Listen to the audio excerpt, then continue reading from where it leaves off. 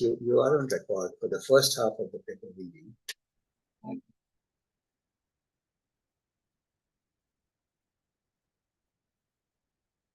So once again, a very warm welcome to all of you to our Support Vectors, a weekly paper reading session.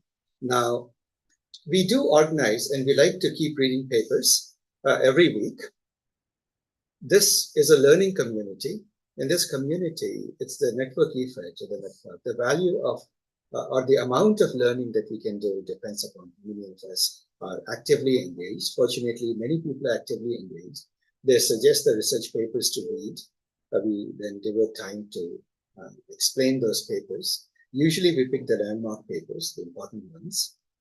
Now, today there was going to be a presentation by folks who are one of the first ones to do a large-scale deployment of RAG, Retrieval Augmented Generation. If you recall, last week, Madhu talked about RAG and gave a very in-depth and excellent presentation on RAG. The coming week, Ganges is going to again talk about his RAG implementation and many things associated with it. So this was the RAG series we were doing after the JEPA series that we did. Now, unfortunately, the presenter is unavailable. Some important work showed up in the office and it's tied up. So at the last minute, I'm stepping in. And I've been wondering, what is it that I would like to talk about? So because it's last minute, I'm not going to do a paper reading. Instead, I'm going to talk about something that people have been asking me to do for quite some time. And that is data visualization. So data visualization is a course, it's a free course, completely free course that I offer, but a serious course that I offer, that Support Vectors offers. It's going to start in June. If you folks are interested, and I hope that today's session will get you interested, send us an email at info@supportvectors.com. We will enroll you into the course. Once again, as I said, the intention is to keep it completely free. We run it every summer. Well, the time has come for that course. But today, I will just start with what could be the first session of that course. So you have an idea of what's coming. And we can use this to decide whether this would interest you. Now, that is quite a turn or a change of pace for us. We are used to reading a research paper every week. And I'm sure you must have come here with the expectation that we would do a paper reading or a presentation of a significant project. I apologize for the change on short notice, but I hope that I'll make this session interesting or of some value to all of you. So with that, I'm going to start sharing my screen if I have not shared it yet. Am I shared or not yet? Not yet. Okay. Please let me know if you can see my screen. We can see your screen also. Okay. So the topic of data visualization, which we'll talk about today, it's an interesting topic. If you have been in the technical field, if you are in the STEM field, or even otherwise, if you're into sales and marketing, the moment we think of visualization, the archetypical pictures, the figures that come to mind are plots. You think of bar charts, you think of pie charts, line graphs. These are common things that come to mind. Sometimes donut plots are becoming popular. And then you ask this question. So yeah, it does look pretty. I mean, what is just a table of numbers to make it pretty with figures has some value, but isn't it just eye candy? Why should we take it so seriously? And for one reason we offer this course every summer is to essentially plead the case for data visualization and sort of talk about its relevance in contemporary world in which computers have become insanely smart, algorithms have become insanely smart. For everything, we can find the answer or you can do an insight in numbers. So to the question, why should we have data visualization at all? I would like to first start with opening it to the broader audience. And obviously, those of you who have been a part of the data visualization course last summer, please do not speak up.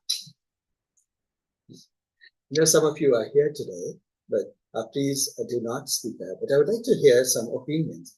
What is the value of data visualization? For engineers, it often seems like eye candy. It is sort of besides the point. Why should you care about it?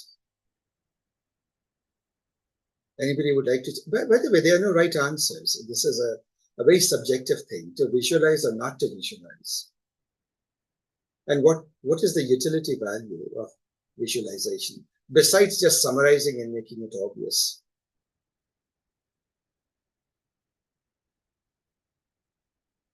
Anyone?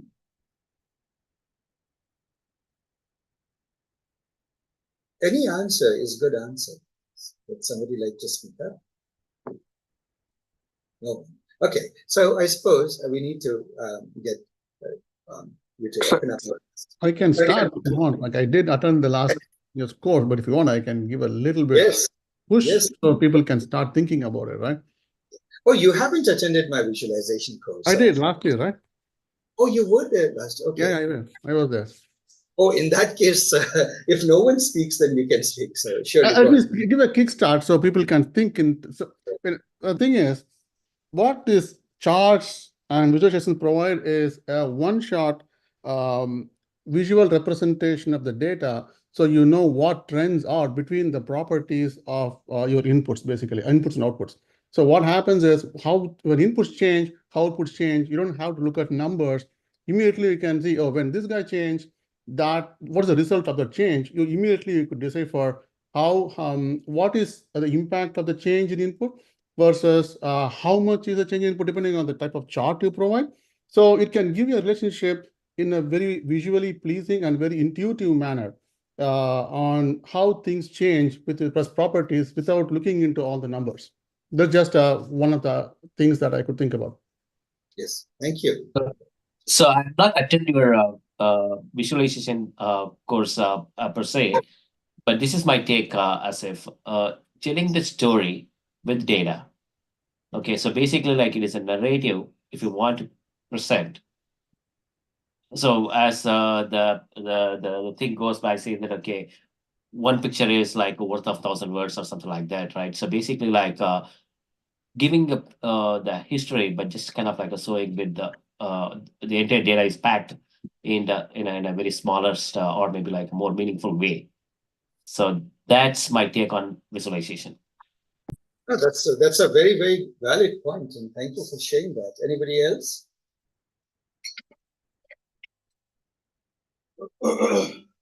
Sachin. Visualization is basically multiple stakeholders can look at the same image and probably provide their different views on it, but the image is never changing, right? So you have to capture as much as possible that you captured the concerns of all the stakeholders. That's my take on it. Now, yeah. So Sachin mentioned an interesting point that given a visualization in front as an objective reality, it allows different stakeholders to bring their different perspectives in interpreting the data. Again, a great point. Anybody else would like to chime in with another thought? Asif, hi, this is Shurang. Sorry, I joined late actually. What I feel is that based on all this research that I've been reading recently, is that human beings are mostly limbic people, actually. You know, your reptilian brain actually intercepts first before even the prefrontal cortex comes in. So words kind of, we drown ourselves in words and with each other. And pictures make a lot, actually. So I think visually showing data is much more impressive and digestible. And more information can be gathered, TLDR kind of, but visuals are super important for us. We have not evolved much more from our animal instincts, actually. Yeah, that's a great point. Thank you for sharing that. Anyone else? Hi. I think probably visualization helps us to sometimes understand some patterns which are not quite visible when you're actually just looking at numbers or just data itself. So visualization actually helps you to sometimes understand those trends which are not very obvious. So it kind of makes your work easier and helps you, draw better conclusions from your data. Yes, Saraswati, a very, very good point that you made. Yeah. Thank you for sharing that. Anyone else has another final thought on the value of data visualization? So all of you are arguing that it is not eye candy. Would somebody like to say that, in their career, they have seen a lot of visualization and most of them are just pretty eye candies, and don't bring significant.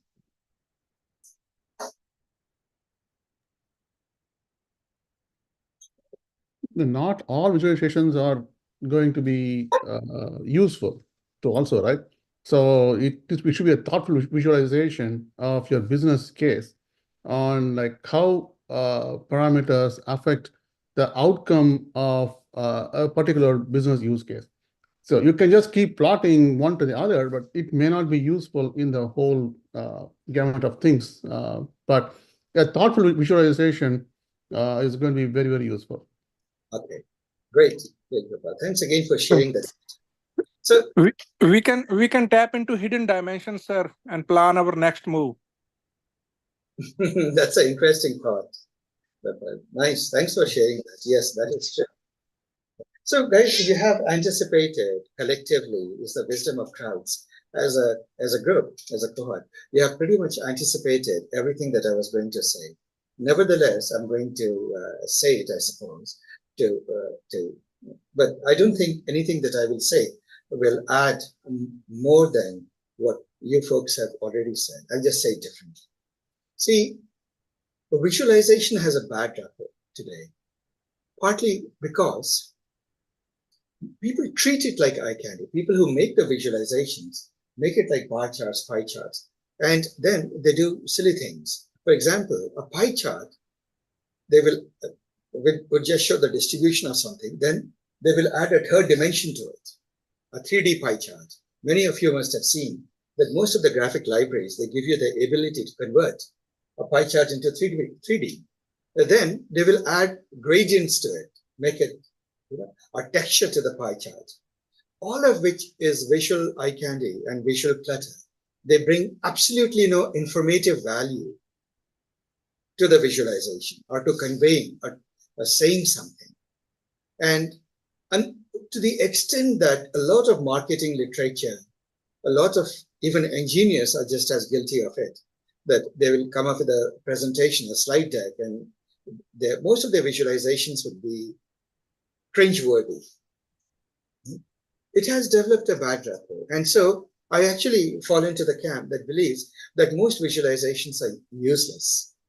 Having said that, I am a strong advocate for data visualization because I'm going to advocate that in the situations where people do care about visualization, where they do understand how to visualize data, a lot could be said. And it's transformative. I'm going to bring home this point today with an interesting piece of history. A great visualization sometimes can change the entire course of history, and can affect the destiny of millions of people or billions of people for generations to come. Is that possible? Can there be visualizations that actually have that deeper impact on humanity? We will start with that visualization because it is perhaps as good a place to start as any, because that narrative, that story, is the birthplace of data visualization as a field itself and of yet another field. So we'll come to that in a little bit. But before that, I would like to, based on everything that you have said, I would like to just summarize it and put it in my words as follows. See, the human brain, our perception systems, our eyes in particular, have evolved over hundreds of millions of years. We do know that Even the most primitive fishes have eyes. And these fishes evolved hundreds of millions of years ago. So if you think of it as a machine learning system, has gone through over 100 million years of evolution, of training, and across billions of creatures, living creatures. That is as big a training data as you can ever imagine. Imagine on a planet scale, all the life forms with eyes are collectively evolving. They are being trained on data continually for 100 million years.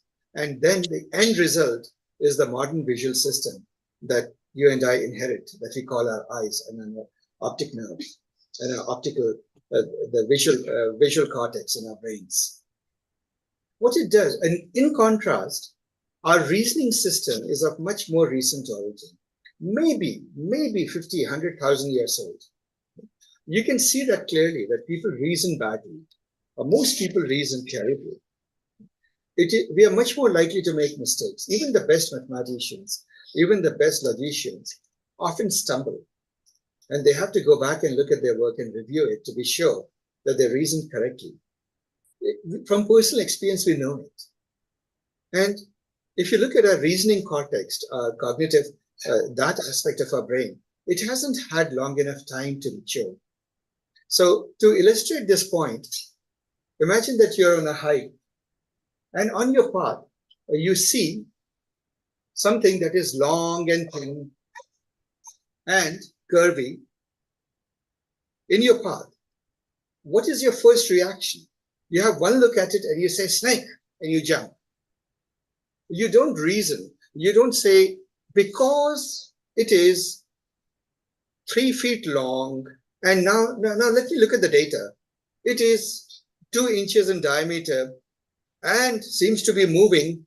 Oh, now I see there is a head to it and there is a tail to it. Therefore, what could it be? Oh, possibly it's a snake.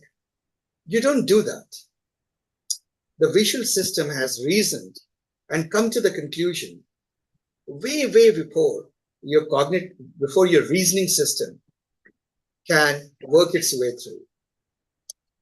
And that illustrates how much better as an intelligence engine the visual cortex is, the eyes and the visual cortex is, which speaks a lot in favor of the fact that if you can convey information visually, the time to digest that information is greatly shortened, and you are much more likely to convey the entire story, the whole picture, rather than a part of it through words.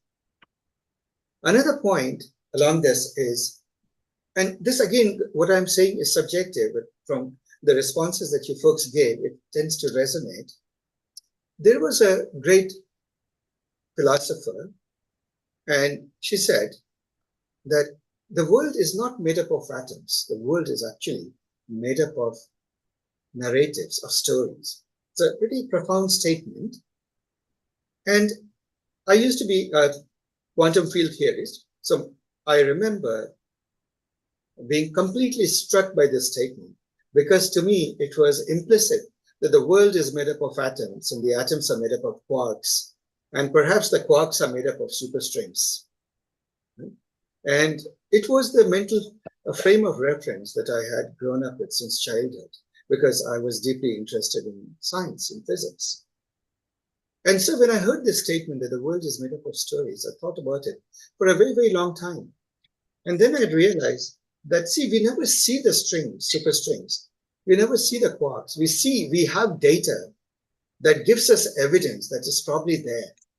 We have circumstantial evidence, very compelling evidence, empirical evidence that they are atoms. And now, of course, with electron microscopy and with the new tools, we can see them. But for more than 100 years, we couldn't see the atom, but we believed in the atomic theory.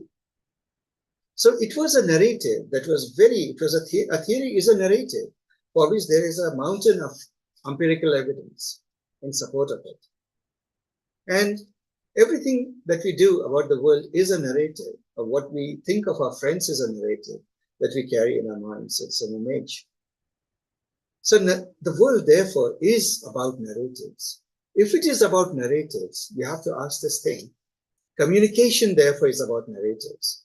And any tool, any tool that can prove more effective at communication, therefore, is of very, very high value. Visualization, as we just talked about a moment ago, is such a tool. It does convey, like as they say, a picture is worth 1,000 words. So that is in response to the fact that in favor of visualization, it is intuitive. As I believe Shirang mentioned, it appeals directly to the limbic system of our brain, the primitive parts of our brain. And recognition is immediate, whereas for table of data, for textual narrative, it takes time to process.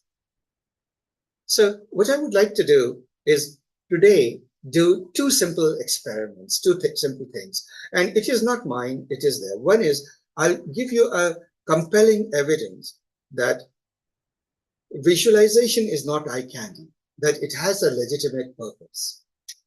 And then I will reinforce that with a bit of history. And that will be what we'll do today. So I will go to the very first notebook. And by the way, you'll encounter it when we do the visualization course. Obviously there's a British book. It's called The Importance of Being Earnest. Many of you probably know Oscar Wilde, I believe, wrote it. So I've titled this particular Jupyter notebook as The Importance of Being Visually Earnest. And this was a point made by Ascombe, who illustrated it in a way before we had computers, very powerful computers to generate data for us. But many years ago, he hand created such a data, and that's remarkable. Here is a quote from him that I would like to read out verbatim. Actually, this quote, I don't have his quote, but I think I do have his quote somewhere. No, but not here. But I'll read out what I wrote as a thing. It used to be a prevalent belief that data is sufficiently well described with descriptive statistics. The visualization of data was often trivialized as mere eye candy that does little to further the understanding. The datasets we explore below provide a cautionary tale against such belief. They show the power of data visualization and the insufficiency of mere statistical descriptions. So what Ascombe did is he created a dataset that is, in the world of big data, you would imagine this is almost preschool data kind of thing, right? So just 1, 2, 3, 4, 5, 6 arrays of data. So you have X and you have Y1, Y2, Y3, Y4, Y5. And let us assume that each of the Ys is potentially has a relationship individually to X, right? Has some relationship to X. So what we will do is we will stare at this data by looking at the different Ys. Can you see that those Ys are very different from each other? For example, this Y is made up of just 8s with 119 stuck in here. And this Y2 seems to be having a completely different pattern than this Y2. So now what we will do is we look at this data and we look at the descriptive statistics of the data. So each of the Y1 to Y4, and oh, by the way, so this is X4, I apologize. This is X4, this is X4, and this is Y4. So he has deliberately taken a different X. X and X4, X4, Y4 are different things, but we'll take Y1, Y2, Y3. And what we will do is we will take first the descriptive statistics, the mean, median, mode, things that you learn in high school, and you look for a relationship. All of us know how to do linear regression. So y is equal to mx plus b, or sort of a a linear regression model. We'll fit a linear regression model. We'll find the R squared. You know, when you fit a linear regression model, how do you know that your model is good? Or your model does explain the data? You look at the R squared, what is called the coefficient of determination. Right? Now, at this stage, I assume that all of you are well familiar with it. And when you do that, I want you to stare at this result. These are the data sets, the 4 data sets. And what do you notice? Let's look at the first. Each of them have exactly 11 points. Right? Do you notice that the mean of all of them is the same? Now let's look at the mean of X is the same. The mean of Y is the same up to 1, 2, 3, 4, 5, 6 decimal places. The standard deviation is the same up to 6 decimal places of X. And the standard deviation of Y varies, but up to 3 decimal places is the same. Isn't it? Now, I hope you're surprised because when you looked at the data looked different, isn't it?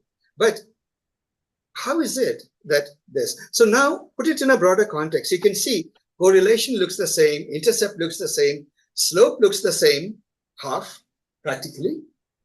And what is even more surprising is the regression model is exactly the same for all of them. Do you notice that? If intercept and slope are the same, is the same regression model with the same coefficient of determination, R squared. Right? The R squared is 0.662, or up to 3 decimal places is exactly the same. And you start seeing some differences at the 4th decimal place. Some squared errors of your model is the same, more or less. Right? So if you, now imagine this thing, here it's a toy data, but suppose you had data sets which you can't eyeball. It comes from a database and there are millions of rows present in the data set. And you saw these descriptive statistics was what you are seeing here in cell 3, this table of descriptive statistics you would have. What would be your natural response about this data? Would it be forgivable for you to say, yes, I think all of the 4 data sets are basically identical. Maybe the rows have been shuffled at most. Is that a plausible conclusion one could draw? Yes. You would say that. But then, and because the description and statistics, so I suppose it goes back to Mark Twain and he's saying there are lies, damn lies, and then statistics. So, well, so let's see what happens when you visualize this data. So I will skip over the code. The visualization code is just matplotlib. Now will come an element, perhaps of surprise. Now observe the 4 data set visualized. Do you notice that those red dots, they are all different? Are they different, guys? Each of them is a completely different data set. Completely different data set. Data set 4 in particular is very interesting because all the points seem to imply that Y has no relationship whatsoever to X, and then suddenly there is an outlier point, right? And so you have a data anomaly problem here. Data set 2 seems to imply at least a quadratic relationship. Data set 1 seems to imply a fairly weak relationship. Data set 3 seems to imply a linear relationship, but here also there's an outlier problem that needs fixing. Do you see that? And so when you visualize the data, you learn so much about it, and you also learn about the problems with this data set, right? Or what you should be careful of before you go modeling with this data, or building a model with this data. Because linear regression, as you know, is hostage to outliers. So that is the value. I suppose this proves this simple thing, the Anscombe's quartet, as this famous data set is called, is a cautionary tale that do not rely on statistics alone. You must visualize the data. Visualization is not eye candy. In fact, these 4 plots that I made, by no means are they pretty, but they do serve a purpose. We can continue with this. If you look at the histograms of all of them, and you can see the differences, the histograms look different. Somebody then, so this data set, by the way, was created in the world of vacuum tubes. Francis Escombe created this quartet in 1973 with the explicit purpose of countering the misconception that numerical calculations are exact, but graphs are rough. That used to be the belief, the prevailing belief in those times. Unfortunately, it's even now the prevailing belief that graphs are just eye candy. And to a large extent, the people who make the plots, 99% of the plots that you see in the world are just eye candy. They're just junk. So the lesson to take is, it is worthwhile learning data visualization properly. Treat it like a subject with proper respect, approach it. Learn it well, because when you learn it well and you do a good visualization rather than great eye candies, you can have a tremendous impact. It can have a tremendous impact in telling the story that the data is trying to tell. There is another visualization in this space. It's called the famous Datasaurus dozen. So I wish I remembered the name of the gentleman who created it. It's a beautiful paper, but he created this data set, which again, if you look at the statistics, very, very surprising. Oh, sorry. I should not do this. If you look at the statistics, which is there in my screen, you can see these are the 13 data sets. Each of the data sets have the same number of points. The mean is the same of X and Y. Standard deviations are the same. Even the correlations are the same. And one may be persuaded to believe that the data sets are very similar. So now let's go visualize and see what the data sets are. And I've deliberately decreased the font size. So does anybody recognize what this data set is? It's a dino, right? Yeah. You have a dino here. So the first data set is a dino. Now, what are the other 13 data sets which were supposed to be exactly similar to this data set from a statistical perspective? Right? Let's go and see what they look like. Oh, here are the other 12 data sets. I don't know about you, but I don't see any dino here.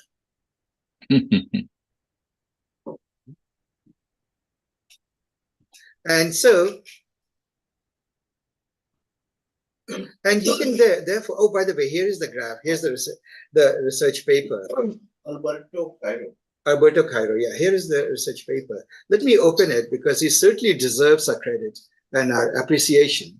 So let me open this paper and do please read it. So here's the paper in which he makes the point, and he uses a process. He uses a very interesting algorithm to create such a data set. And he has even a website where you can go and play with other data sets like this.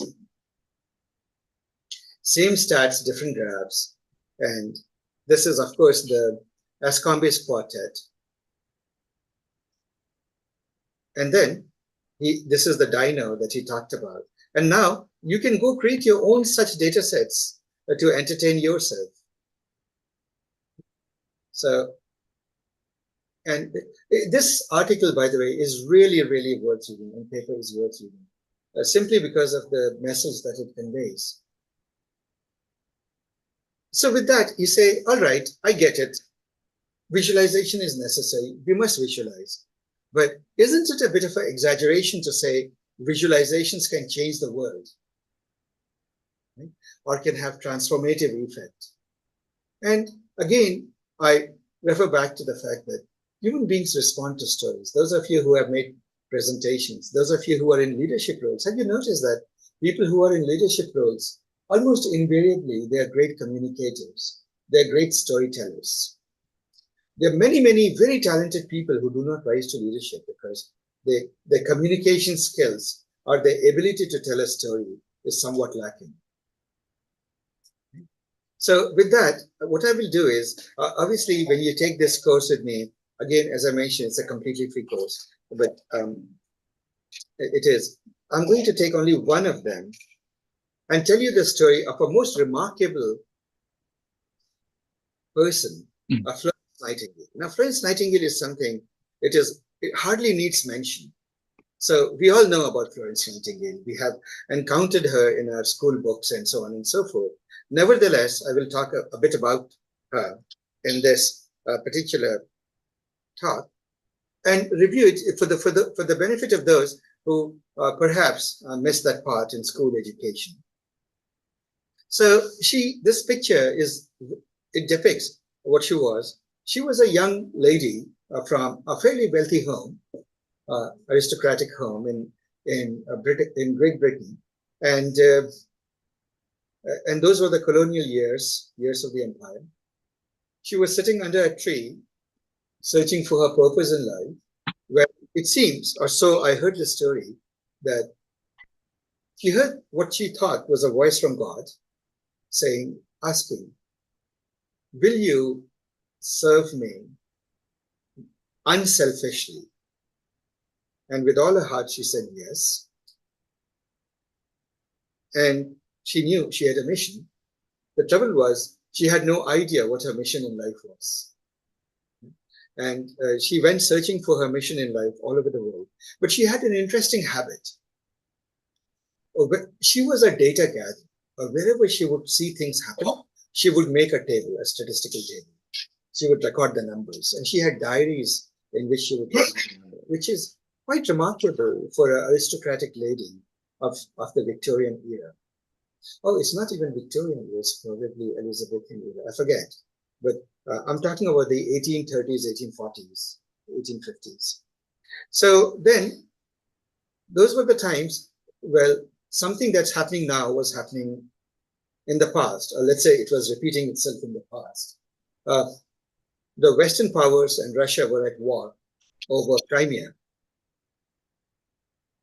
and the Crimean Peninsula. It was the Crimean Wars that were in progress. We're talking about 1851, I believe. She was a lady of great compassion. So she went there hearing about the suffering that the soldiers were going through. And she wanted to help. So she created a camp to take care of the injured and the sick. And she really meant it.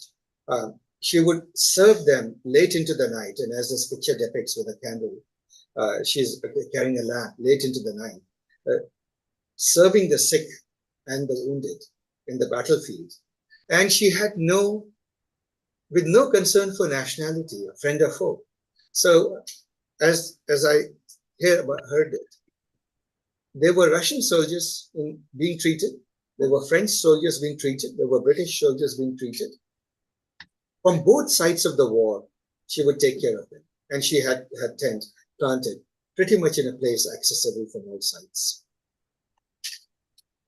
When she did that, she observed, she gathered data, and she was in the habit of gathering data. When this data was about mortality and why do people die? And when they die, do they die of disease? Do they die of battle wounds, or they die of other causes? Right? So, for example, those were the days before modern medicine came about. You could easily die of an infectious disease. You could die of a genuine battle wound, and you could die from other causes. So the data that she gathered was quite literally summarized in this little table. And I will let you stare at this table and tell me if you observe, or is it very obvious to you what was happening in the war?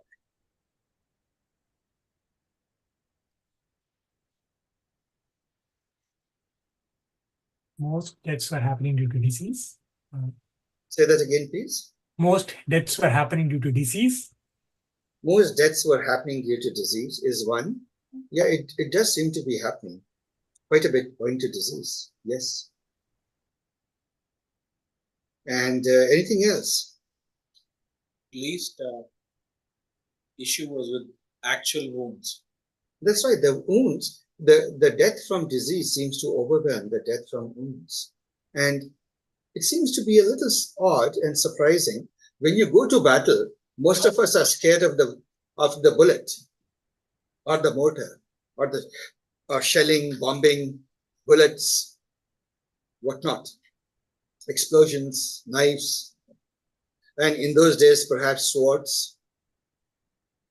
We are talking about 1851, 1852, 1853, I believe, the Crimean War, if I remember the dates correctly. So let's look at this data now visually and see if it tells a story. So first, obviously, in this, I take people through a process of drawing it out as a bar chart, etc. But this is the plot that she made. And I want us to really look at this plot very, very carefully. It is called the two roses. The mortality from April 1850, okay, I got my date slightly wrong. It's 1854 to 1856. Okay, so this is 1855 to 56, and this is 1854 to 55. We can focus on any of the two roses, any of the two figures. Let's look at this one on the right because it's bigger in shape. And hopefully, let me tell you what these colors mean. So let's read this chart very carefully. It says diagram of the causes of mortality. This is a handwriting, by the way. In those days, there were no printing press. So I'm assuming that this is all handwritten, or maybe not. But it seems maybe handwritten. April 1855. Okay, so there's in the army in the east. Army in the east means the Crimean War they're referring to. The areas of the blue, red, and black wedges are each measured from the center as the common vertex. The blue wedge measures from the center of the circle, represents areas, the death from preventable or mitigable zygotic diseases. So preventable diseases are what? For example, you have a battle wound and it becomes infectious. Right? You don't take care of it, it becomes infectious. A minor thing, some small cut, or your tummy gets upset, the food, you have a diarrhea. Hygiene is not good with the food, you have a diarrhea or some epidemic or something. The red wedges measure from the center the deaths from wounds and wounds. So red here are the actual battle wounds, and the black wedges measured from the center the death from all other causes. Right? So if people die not from wound, not from disease, but from other causes, then it is in that category. So let's look at this very carefully. Let's look at the red one, where it's not quite red, but it is what it is. Compare the red one. Let's look at January 1855, for example. Look at this red wedge, this little bit, and compare it to the whole number of death. What do you find? What proportion of people seem to have died of actual battle wounds? Very small. Yes, you would agree that this is surprisingly very, very small. And what proportion of people seem to have died from preventable diseases that come from unhygienic conditions? That is huge. That's a vast majority of cases in January 1855. And the same story repeats itself for other months of the year too. Are we together? So what does it make you feel? Do you think that we should give our soldiers more powerful guns? That's the way to mitigate deaths? Or where should we focus our energies? Anyone? If you want to it's all about hygiene, and hygiene is the main thrust here. The main thrust here, indeed. It is so.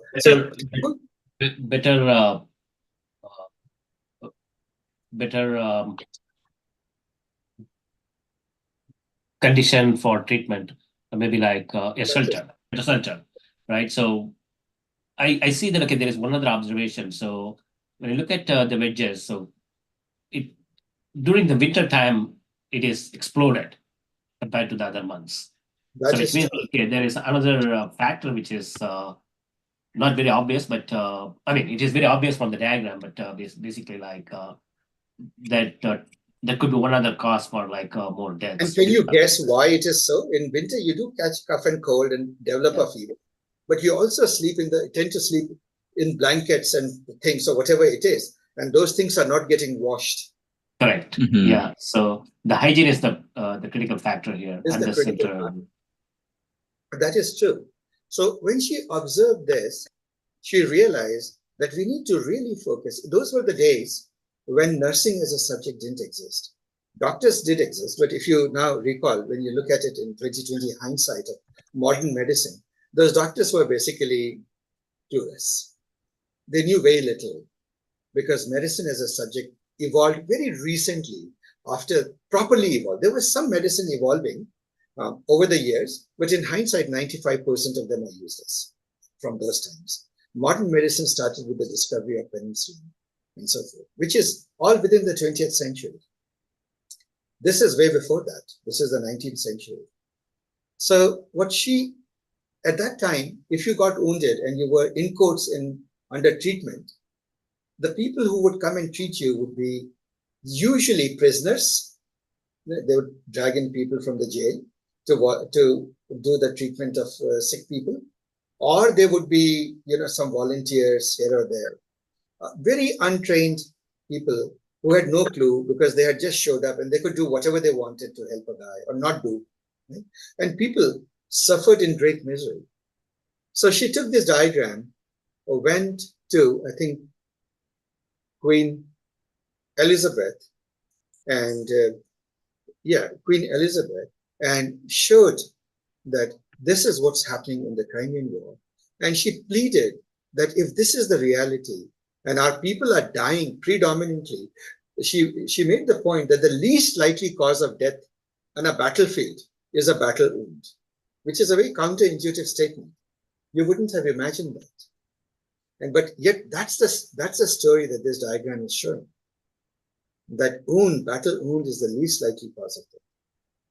So she pleaded to create a hospital where she would focus more on the hygiene and she would train people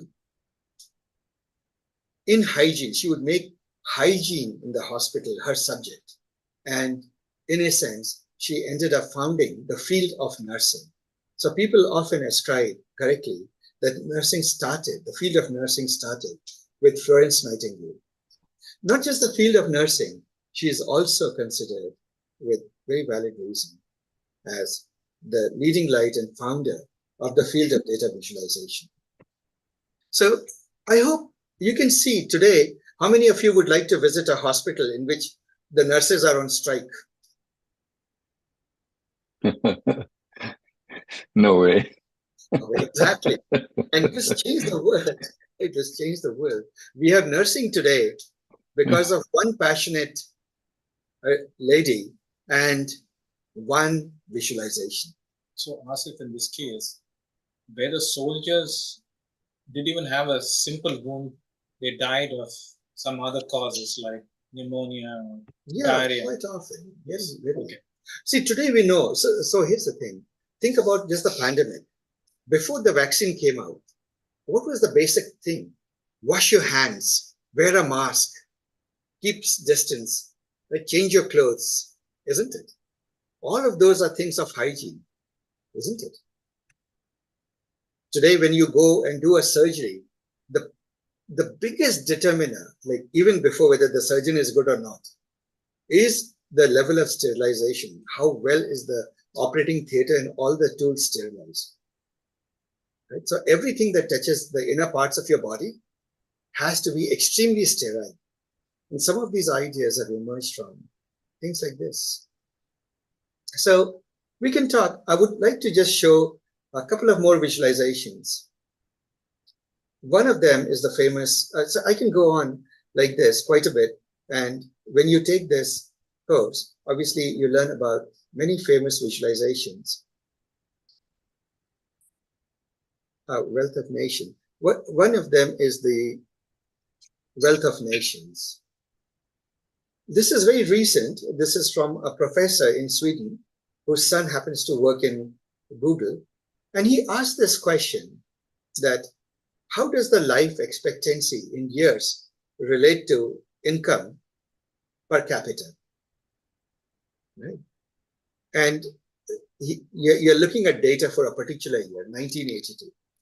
Now, as you can see, as your income increases, life expectancy increases, but beyond a certain limit, it doesn't increase too much.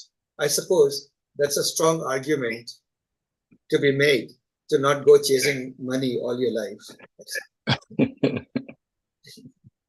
But then he dissected the data and said, all right, for the same year, now let's break it up by the nations, different nations. How is it?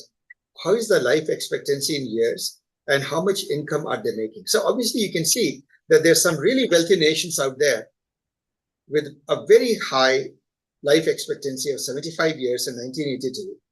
And another green here, a country here. Some of these countries are very high income and fairly high life expectancy. So there seems to be a relationship. You can look at these big green balls and pretty much guess what these two countries could be in 1982. The size of each of the bubble is the population of the country. So can you guess what these two big green countries can be? China. India and China, that is true. And so low income, poor, still coming out of, these are the post-colonial years.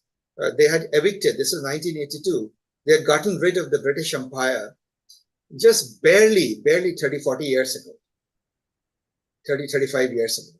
They were still coming, when the Brits left, the country was, both these countries were essentially, to the first approximation, a nation of starving beggars. The country, all of these countries have been completely plundered and devastated. Before the empire, of course, I don't know if many of you remember, these countries used to own more than half the world's GDP. Correct. India was almost like 24, 25 actually percent. Yeah, more than that. Yeah, and likewise GDP. China. That's right. India and China had more than half the world's GDP. After the empire, they are beggars, essentially. And so these are countries that are still in the process of emerging out of the complete devastation of colonialism. So we'll continue. So this is some of the exercises that you'll do. But if you just sort of take a logarithmic scale and you project it out, then you see the situation, what it is. All the wealthy nations, the empire, the colonial, the erstwhile colonial powers are doing very well. They have accumulated a lot of wealth from the colonial years. They're serving them well. Their life expectancy is still great. You do it now again by continents and so on and so forth. So because we take people through this exercise, now I'll just play this thing. I don't know if it will play here. No, it won't at this particular moment. But this tooltip, we'll bring it here. Anyway, this visualization is really worth seeing because I have to run the Jupyter notebooks, and on this Windows machine we haven't set it up. We will look at the wealth of nations visualization because it's a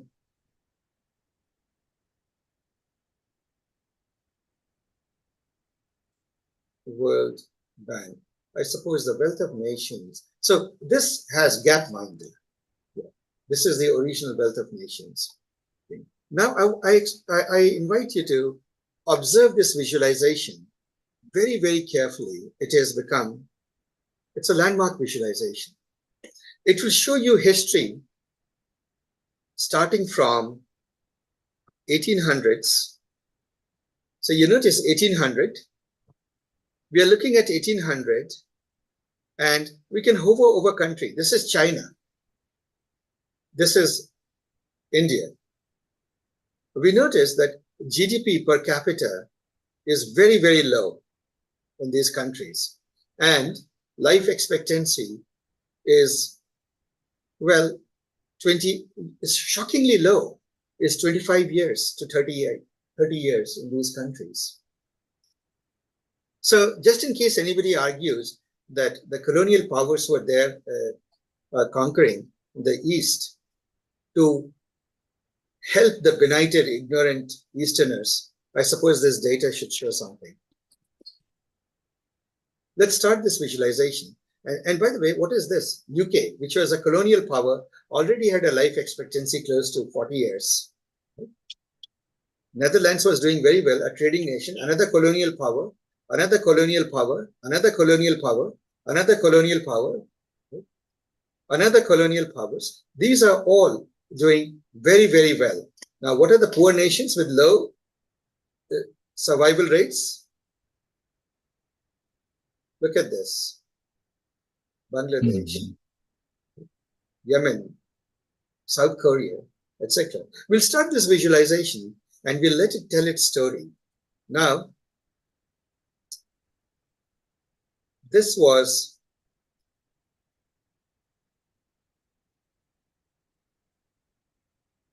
so 1857, by the way, was when the mutiny happened in India, what's often called the First War of Independence. By then, you see, US has already emerged. They got rid of the Brits.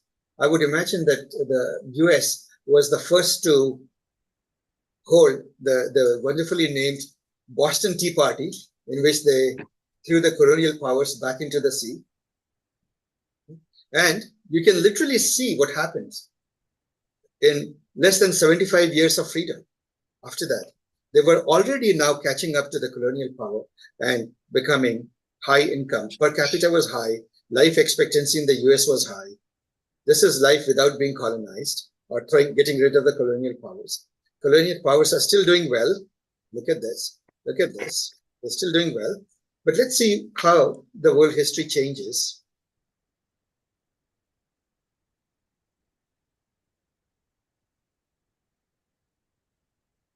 And we look at this, 1905, this is the time when the war was going on. So if you rewind just a little bit, this is just before the war. And you already see that the US is now the wealthiest nation in the world. UK is just next to it. All the colonial powers are doing extraordinarily well in wealth. You can see them. And the Asian countries are colonized and they are doing rather poorly. Life expectancy is significantly lower, almost half. Here we are talking about 25 years. So here is UK, 50 years. Here is India with 25 years. So obviously they were not around to help us. Now, did you notice that it suddenly dipped? Can you guess why it dipped? First World War.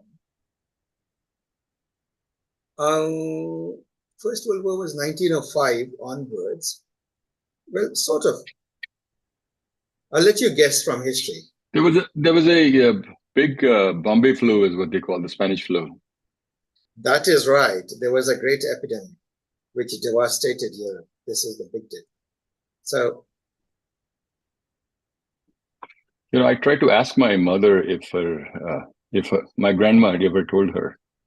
India almost lost 15 to 17 million people, actually. yes.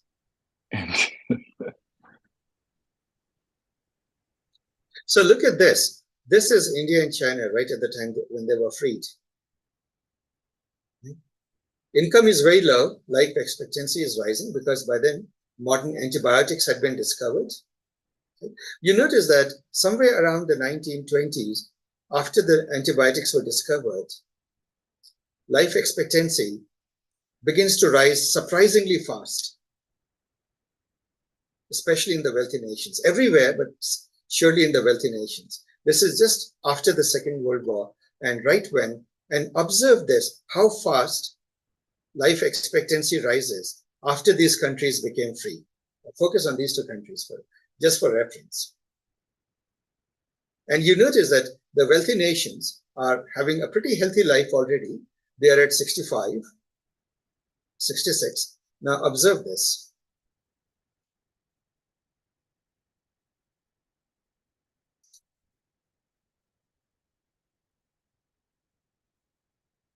Do you see that these two bubbles are rapidly moving up, both in wealth and in life expectancy?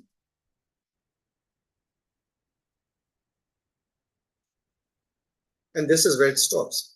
I suppose we may say many things about Asian countries, I suppose, and the individual governments. There are many Asian countries, many individual governments, and many African countries and their governments. And if you observe the narrative in the English-speaking world, it is that these countries are deeply corrupt, the governments are deeply corrupt, they're hopelessly bad, and so on and so forth. But what does this data show you? The data clearly shows that the government of each of these countries,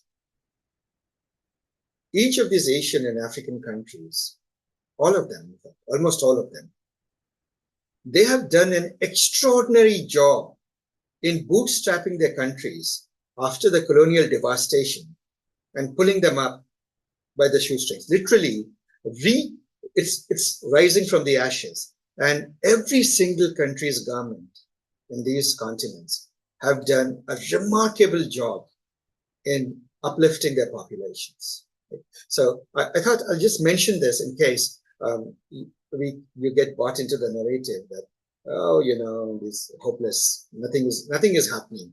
These companies are doing just one plot, I hope shows you how extraordinarily well these countries have done with effort in the post-colonial years. So, well, I'll end with that, but I hope, do you see, guys, one little visualization, how much of history it has to tell in an honest way. It is not the colonial, it's not the empire builder's perspective or the colonized people's perspective. It is the data. And the data tells you things in a much more clear, unbiased way. But to see the data in tables would not tell this narrative. But when this data is presented as an evocative visualization, it does tell a wonderful story. It tells you the story of humanity here in one plot, at least with respect to life expectancy and GDP. And that's the value of data visualization. Therefore, I hope you will take data visualization seriously. It's a subject. It has its own rules. It has its own grammar to do it properly. It's a deep subject. And if this gets you excited about it, in the course, we talk about the grammar of graphics. We talk about some of the rules that you should follow in data visualization. Edward Tufte, a professor here at Stanford, has done considerable work in the proper way to display quantitative information. That's literally the title of his book. I think it is a display of quantitative, quantitative data or something to that effect. And many such wonderful books are very popular. And then there's the grammar of graphics on which D3 is based, and ggplot is based, and modern graphing libraries are based. If it interests you, reach out. We'll be happy to incorporate you in an upcoming free course on data visualization. And with that, I would like to stop and take questions.